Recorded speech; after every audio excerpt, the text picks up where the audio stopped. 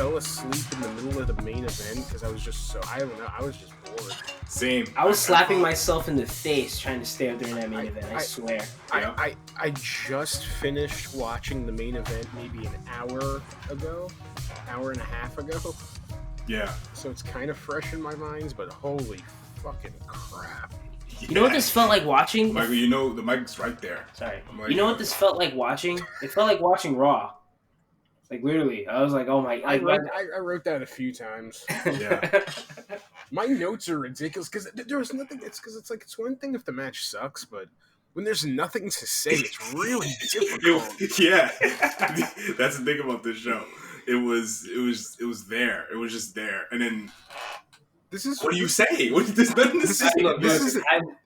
Wait, what? No, I love Jericho and Bourne. And, of course, that's the only good thing that happened. Yeah. Everything else, you guys got to remind me everything else that happened in the show. I got notes. Yeah. Okay, all right, let's get this started. It's the Wrestling Caucus. I'm Peter A, and Smiley's here. A Smiley Arriaga. Yes, everybody. and you can subscribe to the Wrestling Caucus anywhere you get podcasts. Make sure you follow us on Facebook, Twitter, Instagram. Facebook.com/The Wrestling Caucus. At Wrestling Caucus on Twitter and at The Wrestling Caucus on Instagram. And Elton's back with us today. What's up, Elton? Hello. And not much. Yeah. So 10 years ago today was Fatal 4-Way. Today? Well, we're doing this as if it was next week.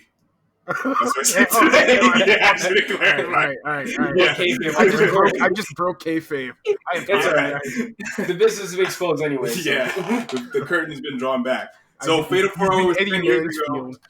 Yeah, it was 10 years ago today, Father's Day 2010, at the Nassau Coliseum. And this was actually the first pay-per-view. Actually, no. This was the last pay-per-view they did before they renovated in 2015. This pay-per-view did 143,000 buys, which by today's standards is not terrible. This is the only Fatal 4-Way pay-per-view until the one thing I did not realize is that they did a Fatal 4-Way NXT takeover in 2014. They didn't do that. Yeah, they did. No way. Yeah, they did. Do you have to watch that too? No, I'm not watching that. No, you can count me out of that episode. Yeah, oh my God, no way. I would not wish that on my worst. It would just be this, but with better wrestling. It's like, who cares? Exactly. Drew 10,000 fans, which if you compare the next pay-per-view they did at the Coliseum, WWE Evolution, only women, 2018, they drew 10,900 fans. Just think about that. Just the women.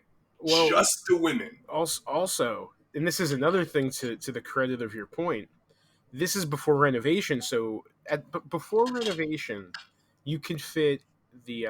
it's because it doesn't go up to 300s anymore. The highest is 200. So you also have to remember, this was a bigger venue as well. The Evolution show, not only did it draw more people, but like it's just crazy that in a bigger venue, this show couldn't even draw. Well, I mean, it's fucking Fatal friggin' 4-Way. I mean, like, who wants to? I just bought the tickets because it was $20.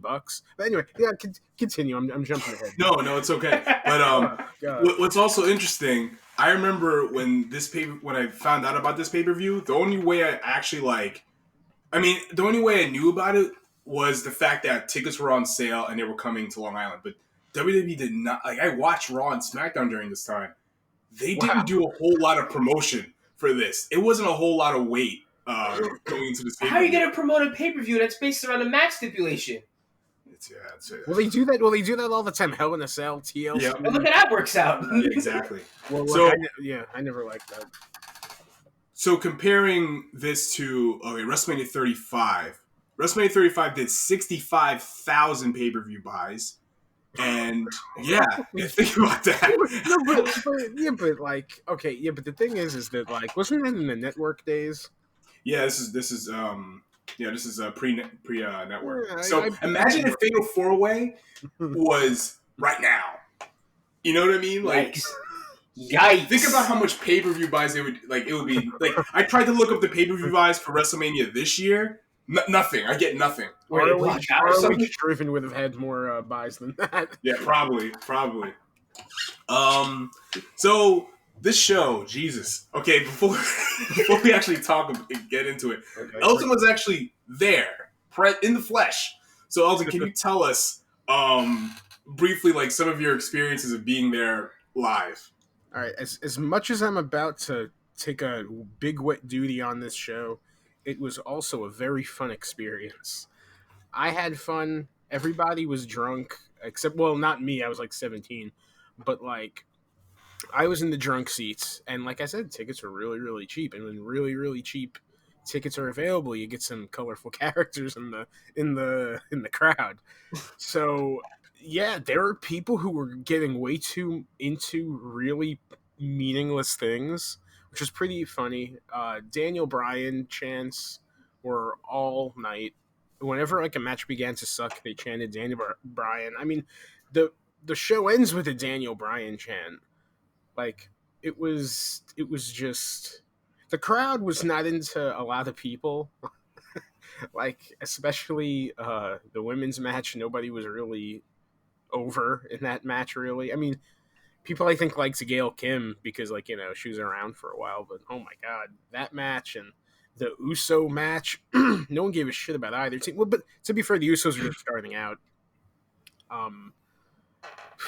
But yeah, Daniel Bryan and Cena got an insanely. He had a big reaction. That's the only way I could really put it. Yeah, exactly. Like that is the one thing. Whether they were booing, everyone reacted. That was the point. Like every single person, even the people who were not reacting to shit all night, when he came out, they reacted better to him than a guy like Mysterio, who always gets a big reaction wherever. Jericho, where we'll get into it later, but I felt so bad for Evan Bourne because no one gave a fuck about him. Yeah, exactly. Jericho is playing the heel, and off the top of my head, I don't even remember who wins, but it's like, Jesus Christ, did that make Evan Bourne look like a goof? But the problem is that you're kind of setting him up for failure. It's Jericho in Long Island. He's going to be a babyface no matter whatever happens. Like, I saw him... Remember Great American Bash 2008? That pay-per-view happened in the same building. And he wrestled Shawn Michaels. Shawn Michaels was like borderline getting booed because Chris Jericho was so over. And that's Shawn Michaels. And it's like, I don't know, like... That's when he was a dastardly heel. He attacked his wife. He punched his wife in the head. And it's like, and then he gets cheered in his hometown. Or maybe one happened before the other. Listen, I don't know. That was a great feud, by the way. But, like, yeah, it was, I don't know. Like, I'll systematically go through things that I remembered. Because, like I said, I wrote down some things. But, yeah, was it an awful show? Absolutely. I think that's why I never wanted to watch it back, because I just want to have fond memories, because it was a great night.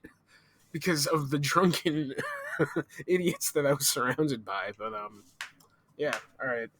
I guess, we had Drew versus Kofi for the IC title, and this was 9 minutes after the pay-per-view started. So we had 9 minutes of no wrestling because the show started with Vince cutting a promo about Bret Hart being he got jumped by the Nexus. Oh yeah, I was so pissed because I knew Bret Hart was like around. So I'll go, maybe I'll see him. I don't know, take a bump or punch someone. I don't know. I want to see Bret do something. That's cool, but no, he got beat up by the Nexus and he didn't want to come to Long Island for some reain. Doesn't everyone get beat up by the Nexus? There was a thing that everyone's staff got beat up by the Nexus. Everyone in sight. Everybody in sight. There was something that was so stupid that happens in the main event. I don't know if you know what I'm talking about, but it involves the Nexus. It was a big run-in. No. Right before the run-in. Something that just... Like, I was bombarded by stupidity. And, like, just continue. I don't remember what we're talking about. Okay. It was into the first match. Yeah, it was Drew versus Kofi, right? So, Kofi was... Everyone loved Kofi, at least from watching it back. Kofi was crazy over. Yeah, he was over. Yeah. It's a shame. The match was okay, but the thing is, the story of this match was, like, Drew was mad at Teddy Long. So Teddy Long, he made Teddy Long watch the match. But what I don't understand is that Teddy Long is the boss. Yeah, I kept saying, like, wait, doesn't this guy work for him? Why are you treating your boss like this with no repercussions whatsoever? Like, I actually like this match a lot. Like, I was enjoying because Drew McIntyre was always good, and Kofi's awesome, and the crowd was into it. But it's just like this freak that Teddy Long angle was like insufferable. Like, oh my god, like I don't get this. It's just, but they keep shoving it in your face every now and then just to remind you, and I hated it. Oh, so live, Elton, did Kofi get was his reaction great live as it was on watching the show back? It was. I remember. See, all right, like it was very, very good. I think, though, most of the time, yeah, but most of the time when there's an opening match, there's going to be big pops for the first two people that come out. It doesn't really matter unless like you're a really local, like if Primo opens the show, I don't think anyone cares. But like even if it's somebody who's like in a lower mid card that has like somewhat of a name, they're gonna pop for you just because it's the first, main guy that they're seeing. So yeah, like it was a very good reaction. I just remember when I saw Drew McIntyre come out. See, there's a few interesting things about this show. One like being that the last time I saw Drew McIntyre, I'm pretty sure was when I went to SmackDown in 2009 in the Coliseum.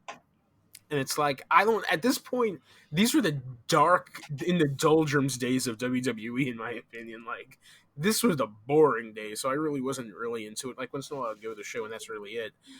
But like the last time that he was at the Coliseum, McIntyre, I mean, he was like in a jobber position. So when he came out, no one really cared. I do remember that just being like, wow, this guy's still around. Like he's kind of milquetoast. But then like I don't know, he went to the Indies and kind of obviously proved himself. But yeah, Kofi got a good reaction. It was. I don't know. It was more telling that he should have been. I don't know. They should have given his character a little bit more than it had, and they should have pushed him a lot earlier than they did.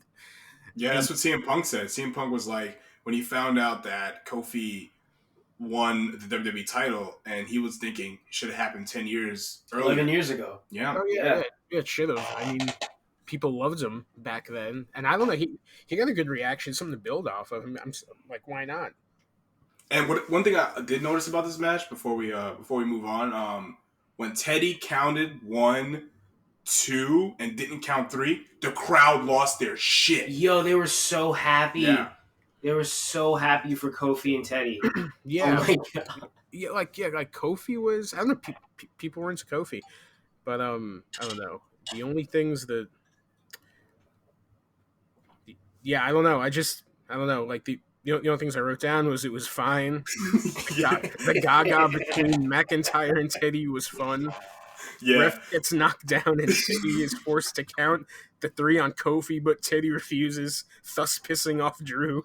And leading did he have a ref shirt? Did he have a ref shirt? No, you ripped off the shirt off the referee. You ripped off the referee's shirt, and then you put it on him. Now, this is the one thing that annoyed me that I think we all forgot about this match until I'm happy I wrote this down because this is a big point. I don't know why, but here comes Matt Hardy. Yeah, that's right. Reason. Why? Why isn't he? Wait, he did make an appearance. He did. He came out of nowhere. Oh, I forgot about that. Yeah, and so like, all right, so like that's the first time. Now, mind you, this is the one thing that like when I was looking back at my notes, I'm like, there was a bunch of matches with stupid fucking finishes. And this was one of those matches where I'm like, why did Kofi is like it should have like Matt Hardy, there's no reason for him to come in. Like, is Kofi such a bitch he can't take out Drew McIntyre? Like, I don't know, like he needed Matt Hardy's help. Like with Teddy Long friggin' I don't know. I thought that was dumb. Matt Hardy was not necessary, but that is the first of a few times where that happens on this show. So the women's match, we don't need to talk about this much. No one cared about this at all. They, like Elton said, Daniel Bryan chants throughout. And to me, the one thing I will say about this match is Gail, Kim, and Eve looked like the only ones that knew what they were doing, and Alicia wins. That was it. Yo, if this match doesn't show you how far behind they were in terms of like women's placement in wrestling, I don't know what can, because like This was excruciating. Like I felt bad. I felt so bad for Gail Kim. Oh man. Yeah, like. Oh, the Observer gave this half a star, by the way. Jesus. The match prior, they gave it 5 stars. And the only thing I could possibly... That's because it was over in the blink of an eye.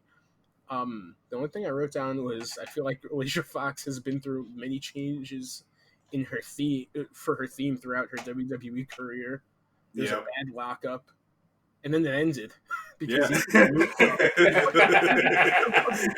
she was the champion. She became champion. Oh, wait, this is for a title? This is for a championship? Yeah, the Divas title. And this is the second match in a row where there's a stupid finish where somebody's move made somebody else win. All right, so now we're on 2. This show is, and okay, it's kind of interesting that the next time that WWE would return to the Coliseum on pay-per-view is an all-women show. So, the best match of the night. Yeah, 8 years later, almost a decade later. I love that. I love Evolution so much. But yeah, that's another show for another time. But yes, it was amazing. But best match of the show, arguably, Jericho and Evan Bourne, or some people may know him as Matt Sydal. The match starts with he cuts a promo, and everyone loves it, and he's a dastardly heel. And this match was just amazing, great stuff. It was like Michael. I think you said it when we were watching. Like, I don't think this is. It's like what did you say? It wasn't like a part of the show. It's like why? Oh yeah, Jericho and Bourne. Like it was so good that like you felt like you were watching a different company. It wasn't. Like, it wasn't a part of this show. Mm-mm. It was like they took a portal into like the new Ratchet and Clank game. They took a portal into another universe. Yeah. Where you were on another like pay-per-view, and then right when this match ended, you went right back. They did some clever editing. That's what it was. Yeah. Like, whoa.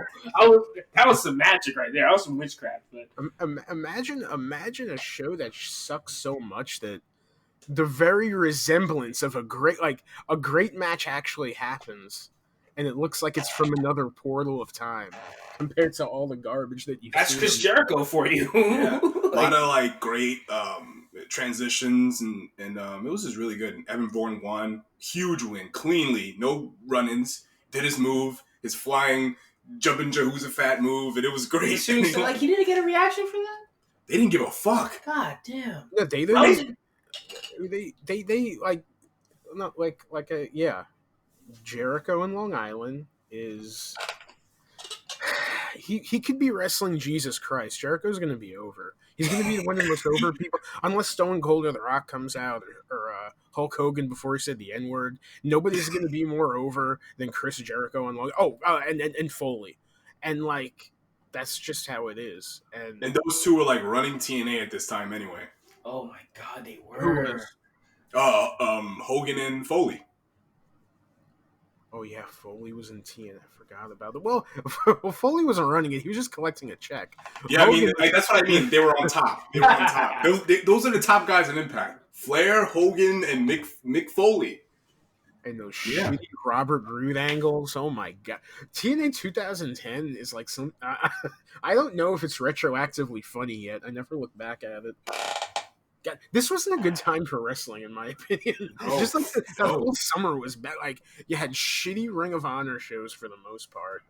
Oh my God, WrestleMania that year was good in 2010, but like it was. Everything else surrounding it was trash. I don't know. 09 was worse though, maybe. I don't know. I think 09 was the beginning because they had the guest host stuff. In 2010, they kind of like... I despise the guest host era. Yeah, the laptop era. Oh, we were getting into the laptop era. Jerry Lawler versus Michael Cole. Oh my God, that was the beginning of the awful commentary. Yeah, you want an aneurysm? Watch that stuff. Johnny Ace on the Segway. Oh, People forget about people power. Oh man. I didn't forget.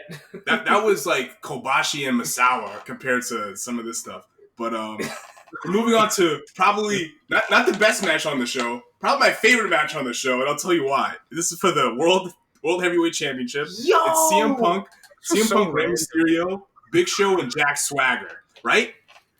So what's interesting about this match is that the promo package leading up to it, it was all about Kane.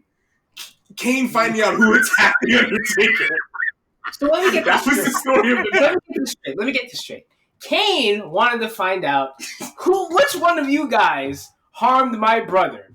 If none of you are coming out individually, it must have been all of you. So the punishment is for Jack Swagger, not Kane, to defend his world title against Rey Mysterio, Big Show, and who was the fourth guy? CM Punk. Oh my goodness! But Jericho. Kane wasn't in the match. I'm thinking, where's Kane? Kane's supposed to be in the match. He was nowhere to be found. But then he came in and did he beat them up or something? He did after. But it wasn't about the World Heavyweight Championship. It was about Kane finding out who attacked the Undertaker. And one of my favorite parts about this match, CM Punk wrestled in a mask because they were coming off. Oh yeah, the Straight Edge Society. Yeah, that. Man. Oh man, it reminded me. That was another part of this show. That was the second part of the show. One of that reminded me of a time that I loved. Because during this time I didn't really care for it, but I loved the Straight Edge Society. I loved it. It was like the only thing I kept remembering from SmackDown week to week. Yeah, so this match was okay, but again, just the story of the match was just nonsense because it was just about Kane. It wasn't about the belt. But he didn't compete for. At least challenge Jack Swagger for his title if you want to punish Jack Swagger. But he was punishing all of them by having them compete in a match that didn't involve Kane. Yeah. And so Elton, who had the best reaction live for this match? Mysterio and Punk was probably number 2, but it's because the thing was that Big Show, we were already pretty tired of him at this point, who was really looking forward to Big Show doing anything? And Swagger, I kind of laughed when he came out because I'm like, when did he get the championship? Because I don't know, I just wasn't watching at the time. I saw I don't know if it was that week on Raw before this pay-per-view, but was that the Nexus debut when Bryan Danielson got fired or something? Because I kind of fired, but not really. Yeah, but so. I mean, the best Mysterio, I guess, and he won the match, right? Am I wrong? Yeah, he won. The commentary on this match was insufferable. They were talking about things about Kane, and I'm like, why in God's name is he just not in the match? Wrestling for this title? Do we really need fucking Big Show? He has nothing to do with it was a Fatal 4-Way. The pay-per-view was called Fatal 4-Way. Yeah, but Kane is a part of the story. Where does Big Show come in? He's just there. He's just a big fucking wall. And it's like, why is this like you just have to shoehorn him into everything? God, everyone was sick of him at this time. I was tired of him. The crowd was tired of him. It was trash. And then when Kane came out, and I don't even think he really kidnapped CM Punk. He tried, but then fucking Doc Gallows came out and I think he kicked Kane in the head, and then they just ran away. And it's like, oh wow, Kane's a fucking dork. Not only is he not in the match, he can't even fucking kidnap CM Punk, who's half his size. It just wasn't a good story.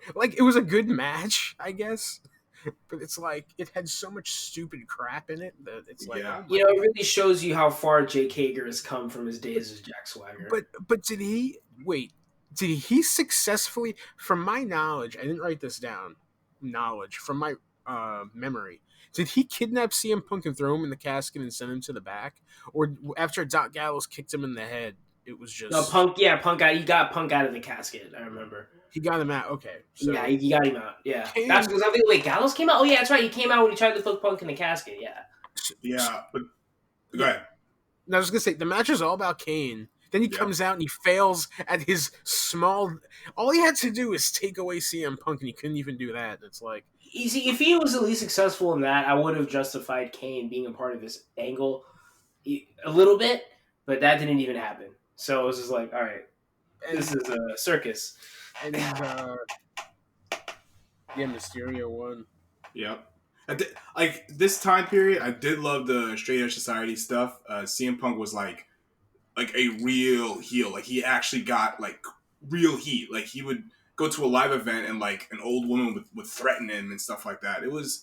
He was a shining light, and I love the program between CM Punk and Rey Mysterio. It was good stuff around this time. But other than that, a lot of this match was just, they could have done this on SmackDown for free.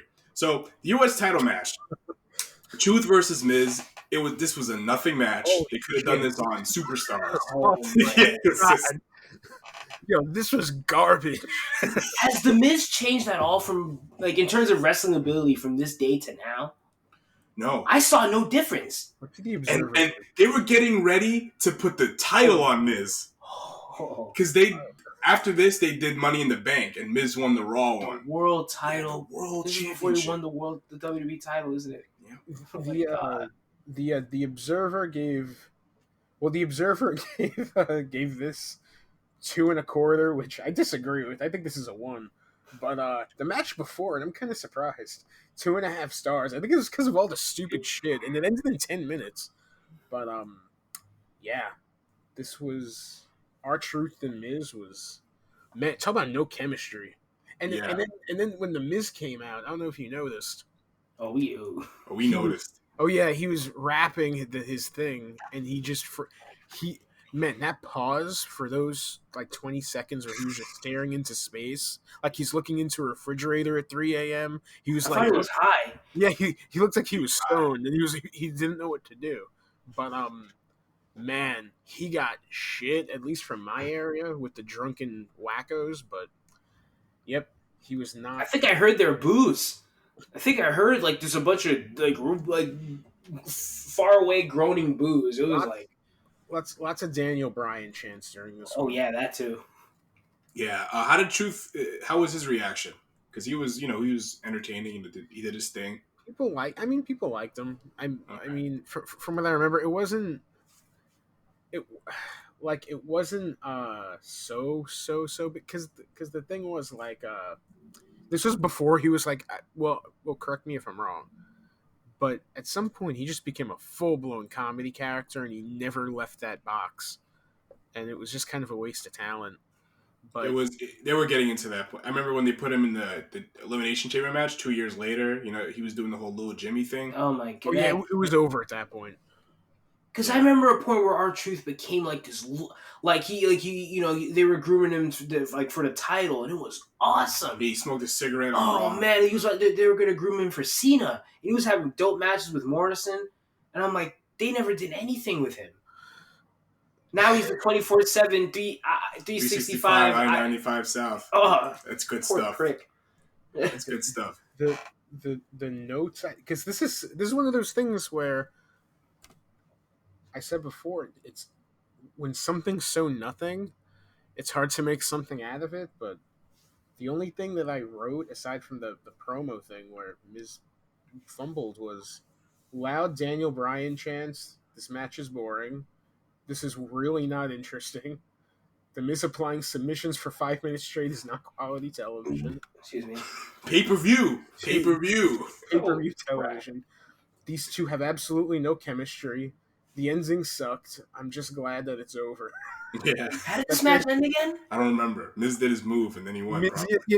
No. It was worse. So they're just exchanging Irish whips or something. I don't know what they were doing because this match it was just bad. So they're just running around. The Miz rolls him up and wins. He didn't even do his shitty move. He just rolled him up and it was over. And it was like, holy crap. Wow. Oh my god. And he was champion a few months later. Think about that. So the next match, we had the Hart Dynasty with Natty, Neidhart, and Usos and Tamina. It was fine. It was just a TV match and had some good action. But the focus of this match was really Natty and Tamina. It's almost like it should have been a one-on-one match between them, and they did. I think it would have been much better if it was a one-on-one match between them. Yeah, they made this match really good.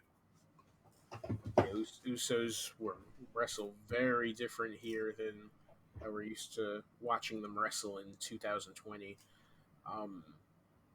There was a great spot that I feel like a lot of people, I don't know, or maybe this was done commonly and I just don't remember it. One of the fucking by the way, Tyson Kidd's haircut. Oh my god! Oh, he looked. Yeah, I was crying. I was laughing my ass off. God, he was such a good wrestler, though.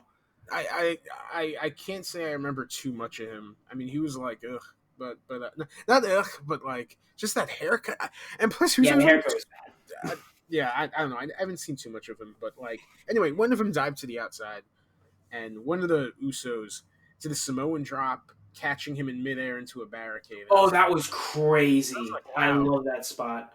That's pretty cool, but I don't know. Like it began fun, and then the pace kind of dropped, and then it was kind of a raw match at the end of the night.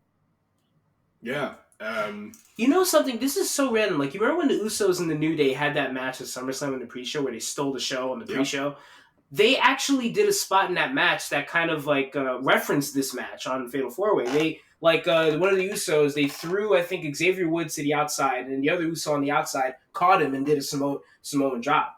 Like I think they like referenced. I guess this was one of the first matches they did that spot. Yeah, they've done stuff like that in some of their other matches, but that was like the best spot of this match. Yeah. So moving on to the main event, if you can call it that. We had Cena, Sheamus, Orton, and Edge. Great promo package. And this is the first title match on this show that actually felt like a title match. Yeah. Like everybody talked about why they should be the WWE champion. And it was, it was cool. It made you kind of want to see the match. But then when the match happened, it was like, okay, that's fine. But, it wasn't like it felt like a title match, but the end result, it was just, they could have done this on Raw. Didn't Sheamus win this match? Holy Christ. Yeah, and that was the worst possible result. Like, okay, Orton, I'm not a big fan of Orton, but he's better than Sheamus. Cena, same hat at this point, at that time. And Edge, that's the most interesting in my opinion. Yeah, man, I agree. It had to be the worst. This fucking guy that just got onto the main roster not even a year ago.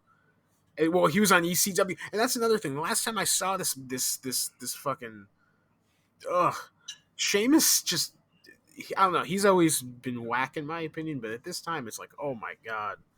But like the last time I saw him live, he was on the fake ECW, and it's like here he is now winning titles in shitty Fatal 4-Way matches. And not only that, this was another one of those friggin' matches where, like I said in the beginning, someone else does a move, and then the other person just capitalizes. The Nexus come out, and they beat up John Cena while everyone's chanting Daniel Bryan, and Sheamus just runs in, and he pins Cena. And it's like, that's 3 or 4 times that we saw the same finish. Bad. Man, just bad. This was I can imagine. I feel bad for the people that paid money on pay-per-view, not to be there live, because it doesn't matter how bad the show is. If you're there live, it's usually a good time. Also, but man, my ticket was $20 plus $10 in fees. This pay-per-view to buy it was $50. It was cheaper to go there than for me to actually buy it on television. And oh my god. This show was trash. And like one of my favorite parts about this horrible match was when in the back, for no fucking reason, no reason at all. So they're wrestling and it's a Fatal 4-Way contest and whatever. All right, great. Beautiful. For no reason whatsoever, it's not explained. There was a number 1 contendership, nothing. For some reason, Ron Killings, Evan Bourne, Tyson Kidd, and Z.H. Smith are watching the television. Yeah. Oh, yeah, that was people. Just for no reason, they just pan to them. And I was like, oh, superstars in the back watching. And it's like... It's pay-per-view. I guess to give off the idea that this is like this match is a big deal, that even the boys in the back are watching, Why not Chris Jericho or someone that's actually a big name? Why the 2 like bottom 4 on your not bottom 4, but you know what I mean? Not really even like, they're all lower mid-carders, those guys at that time. And why these people? They have nothing to do with any of the wrestlers in the ring. Why would they be invested in this match? And then we find out the only reason why the camera was on them was so that Nexus could beat the shit out of them when they were about to hit the ring. And it's like, why couldn't you use like I don't know, like Triple H or someone? I don't know. I think he was beaten off television at WrestleMania or the pay-per-view after in a program with Sheamus. This match literally classic. Yeah, Sheamus and Hunter. Oh my god, this match literally left my mind as soon as it was over. Like, cause like you're saying all these things, and I'm like, oh, this is all coming back to me. Like all the Nexus stuff, like them having the camera and the guys in the back. Like, I didn't remember this match. Everything about this match left my brain as soon as the pay-per-view was over. And this was the beginning of WWE kind of going full force with like giving pay-per-views. So they did they started Hell in a Cell in 2009, and they had Fatal 4-Way this year, and then the pay-per-view after was Money in the Bank. So you had a Money in the Bank match at WrestleMania. Now they did a full pay-per-view just about the Money in the Bank. They had 2 of them. And that's when The Miz won the Raw one, and Kane won the SmackDown one and cashed it in on Mysterio that night. And you remember when they were doing 2 pay-per-views a month? I think this was the time period. Oh my god, they were going ham. They were doing 2 a month. No, like I remember, like I mean, it was like during like the later brand split or something like a few years ago, where like they were doing like 2 pay-per-views a month almost. Yeah, I remember 06 they were. And yeah, because they had SmackDown Raw pay-per-views, and when they did the other brand split in 2016, you'd have Backlash, and then you had 2 weeks Clash later, of Champions, which is a Raw pay-per-view. It's like we were literally like watching pay-per-views like every like 2 months. Yeah, like I mean every 2 weeks. Like it was crazy. Yeah, I'm glad they didn't do another Fatal 4-Way. Well, I mean, like, who thought that was a good enough gimmick match to make a pay-per-view around? It's not that, like, I don't know, I don't fucking know. I mean, imagine WWE Steel Cage, the pay-per-view. Yeah, but that would suck ass. And not only that, Hell in a Cell is like, you know, the bigger deal. Steel Cage would be the one that would barely draw, I feel, in comparison to Hell in a Cell. But then again, Hell in a Cell shows always sucked. Especially last year's Hell in a Cell was like one of the worst shows I ever seen. It had one good match. It was like wait. Well, the year that had Orton and Jeff Hardy, that was a great Hell in a Cell. Yeah, it was last year. That and like it wasn't. It was like 2 years ago. 2018. Oh yeah, 18. Yeah, and I'm talking about 19. Oh yeah, 19 was there was Bayley and Becky, which was good, but you know it was good, but it wasn't good for. Wait, you mean Bayley? Wait! You mean Sasha and Becky? Sasha and Becky. What did I say? You said Bayley and Becky. Oh, sorry. I did not like that match. Ugh. Sasha and Becky. Yeah, because it was a wrestling match inside a cage, and some stuff happened. Oh no! Don't forget, they had a lot of chairs in the ring. There was lots of chairs. A lot of chairs. Lots of them. Ugh. Yep. Yeah, but then that main event was like, wow. Oh, Braun Strowman versus Roman Reigns. No, that was the year before. Oh. No. What was? Oh yeah, Bray Wyatt versus Seth Rollins. Killed Seth Rollins as a baby. It almost killed the Fiend. It almost killed the Fiend. My God. That was unbelievable. That show, no, but like the whole show from top to bottom was like jaw dropping. I don't remember anything. I just remember Sasha Banks and Becky, because the reason why I remember is because they're 2 people that were focused on, and the rest of the show was just nothing. I don't remember anything that happened. Wait, and they only had 3 matches booked going into that show. Sunday, the day of the pay-per-view, like there's only 3 matches booked. So they just started adding stuff, but like. There was a tag match that I remember felt like it went on for 10 years. I don't remember who it was. It was Seth Rollins and someone versus... Was it Seth and Dean? Or Seth and Jason Jordan? No, Dean Ambrose was in AEW at that point. Oh, yeah. What the hell? I don't remember. It was. Seth. I remember there was a Seth Rollins match that felt like you just wanted to rip your eyeballs out. What? Hell in a Cell? Yeah. No, Seth fought the Fiend. Yeah, it was Seth and the Fiend at the Hell in a Cell. Not Seth. What was the tag match? Oh my god! I don't remember. What the? Maybe it's a Roman Reigns. I don't. I felt like it was a Shield guy, but like there was just I don't know. It was just match after match where it was a nightmare. But man, but yep, Fatal 4-Way. Like stipulation pay-per-views suck. Like you're not gonna make a freaking pay-per-view like called 1-on-1. Like, you know, you're not gonna make it based on like you remember tables, ladders, chairs, and stairs? Oh Oh my goodness! Bad news. But the best, one of the coolest things about the show was the big four next that they had. Oh yeah, the Titantron was slightly different. That was cool. Like you get a few points on having an actual pay per view specific Titantron. It still looked like Raw. It was Raw with a 4, but the 4 was cool.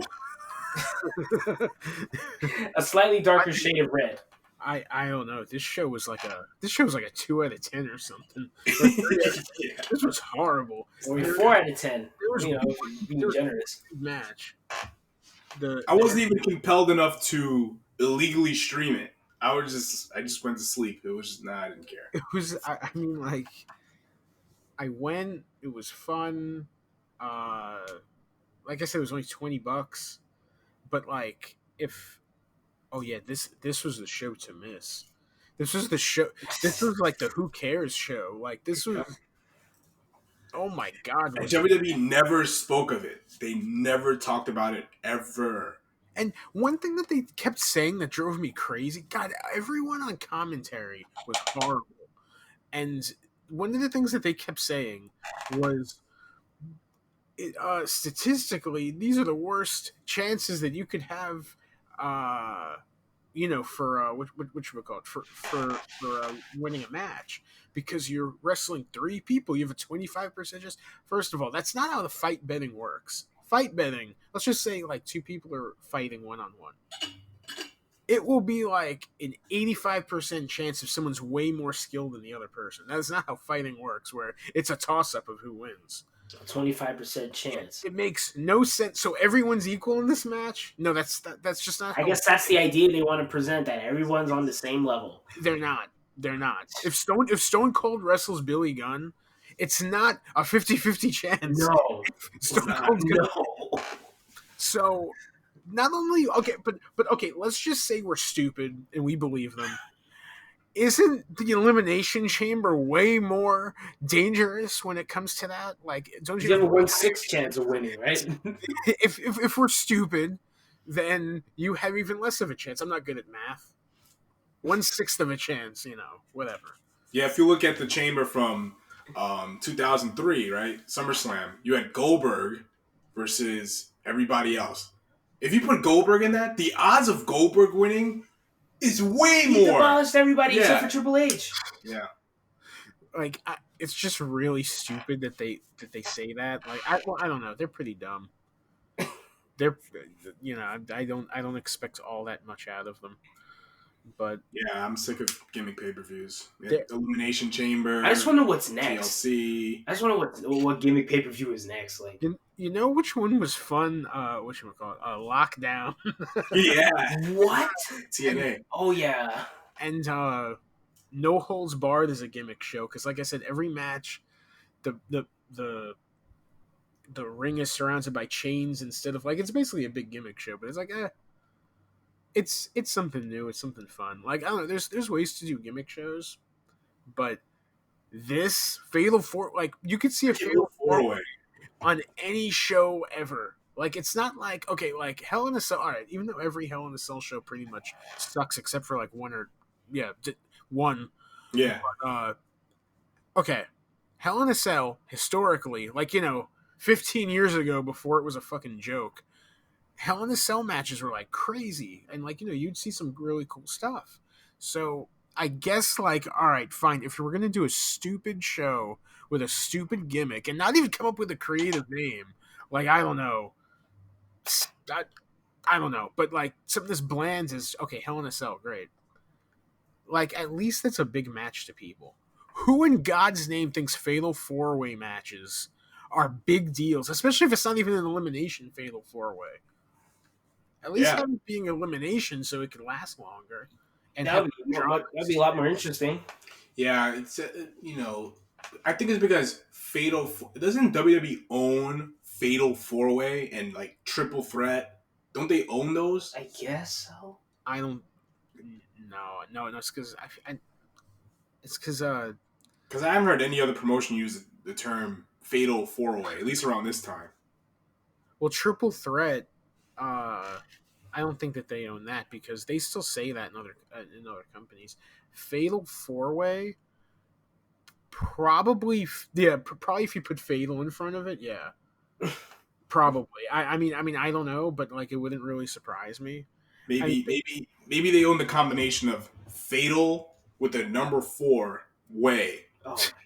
They don't own War Games. No, I don't think so. MLW owns it. Really? Well, I might be wrong, but the thing is, yeah, no. I'd put money on it. It's because I know that WWE had to ask them if they can use War Games because they did War Games in like 2003, 04. Yeah. Dusty Rhodes was in one of their MLW War Games, like back in the day, and God, what the hell did CZW had a great version of War Games? Do you remember that match? Isn't that Cage of Death, right? Cage of Death most of the time had. Oh well, I don't know now. They had another few Cage of Death shows where there's 2 rings, but yeah, Cage of Death has like a War Games type of look, but yeah, that is not owned by WWE. I think not CZW, AEW. I think they were going to call they were going to call the War Games. The show was called Blood and Guts, but I think they were going to probably label it as The Match Beyond, which is like a tagline for War Games. Yeah. If you were to name Fatal 4 or anything else, I figured you could have just called it Vengeance. Because I remember in that Kane promo package, he just kept saying, I will have vengeance. So I'm like, yeah, you could just call this pay-per-view Vengeance. Yeah. Fatal 4-way. If there's any of those Fatal 4-way, I wonder if they sold any of those. The chairs and the cups. No, not that. The I Was There shirts. If they have a Fatal, those didn't exist back then. Okay. Yeah, those didn't exist back then. I'm sure that there's an event shirt for it, but nothing. I Was There. Oh my god, like that. Wow, this show was just. At least it was 2.5 hours, but it was hard. It was the longest 2.5 hours ever. Yeah, half hour in. God. I'm like, fuck, we have a long way to go. I repeat, I was smacking myself in the face to prepare for the main event, not during. Yeah, I was angry watching the show. It's not even like. It's so brief to cover. Like, I don't know. I thought it was really funny that. Yeah, it was funny to watch. But it was painful to watch at the same time. The ending was really funny because Cena just stands in there looking confused on his knees, and then the crowd doesn't know what to do, so they just start loudly chanting Daniel Bryan, and then it just goes off the air to Daniel Bryan chants while Cena's looking into space like he's confused. He's like, I don't know what happened. And did he come in as the champion? Yes. Yeah. It was a spinner belt. Yeah. He looks like he didn't give a shit that he lost. He was just he was more confused at these Nexus guys. I guess the story was that like Cena was more concerned with the fight against Nexus. Because that was the idea. Cena said, "Oh, we're gonna be fighting for the title tonight, but when Nexus comes, we'll be ready." But like Steve Rogers from Captain America. But like. It's the I don't know, like, man. This show, I don't know. This show was just trash. Oh yeah, it was impressive. It was impressively bad. It was impressively bad. Yes, it was. Do not go back and watch this show, except for Jericho and Evan Bourne. That's it. Everything else. Yeah, watch that match. Like they have timestamps on the WWE Network now, so you can, I think recently on the YouTube page they uploaded I think the WWE title match on YouTube from this show. But other than that, they never talk about the show, ever. So, yeah. What were we going to say? Oh, no. It's just funny because there's so many title changes. Mysterio won the belt. Yep. Sheamus won. And none of them mattered. Wait, not Alicia Fox. Wait, who won the women's belt? Alicia Fox. Alicia Fox won the belt. Miz won the U.S. title. Didn't he go in U.S. champion? Yeah, I think he came in U.S. champion. Wait, so he retained. Did? Oh, okay. Yeah, but hey, that's three title changes. But I don't know. It's just to show that we'll go down as one of those flops. because I'm sure that they see the error of their ways. I mean, the buy rate wasn't that great. God, but like the roster was, ugh. I don't know. This was just not a good time to be a wrestling fan. No. If they ever do a show about like WWE's obsession with gimmick themed pay-per-views, this will definitely come up. Maybe.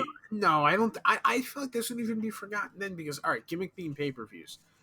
Think about how many there have been. There was that I can't think of the number, but that one WrestleMania where it looks like it was like 16. No, not 16. The WrestleMania that was outdoors. 9. Yeah, like that was a gimmick show because it had like an aesthetic. Or WrestleMania 21. WrestleMania Goes Hollywood. I mean, but cool. that's cool. That I'm talking about matches like, centered around a match gimmick. Yeah. Like Last Man Standing. Extreme Rules. That's coming up. I've been feeling, well, they had Breaking Point. Everything was a submission, but they had a really good Randy Orton and John Cena match. That was great, but everything else was just, who cares? Then they had Bragging Rights. Those amazing shows. Do not watch those. We tried to watch those, and we just couldn't get through it. We just couldn't. And then Survivor Series every year became SmackDown versus Raw, and it's like the most forced, stupid. Like once November comes around, for some reason they hate each other, and it's like, this is. They should do this year. Will be very interesting because like the separate brands now doesn't really matter. Like imagine like in October, like. Oh, you hear AJ Styles saying, "Yep, SmackDown's the better show." And then on Raw, you hear Drew McIntyre, "Yep, Raw is my home." Oh my god, that's what you're gonna see. No thanks. And then NXT is going to invade again. It's gonna be no one's gonna care. God. No one's gonna care.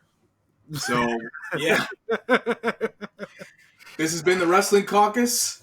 I'm Peter A. I'm Smiley Arriaga. Thanks to Elton for joining us once again to talk about this amazing, historic Fatal 4-Way pay-per-view that you should not watch. Good to have your insight. Yeah. Make sure you subscribe to the Wrestling Caucus anywhere you get podcasts. Be sure to follow us on Facebook, Twitter, Instagram, facebook.com/The Wrestling Caucus, Twitter @Wrestling Caucus, and Instagram @The Wrestling Caucus. Later days.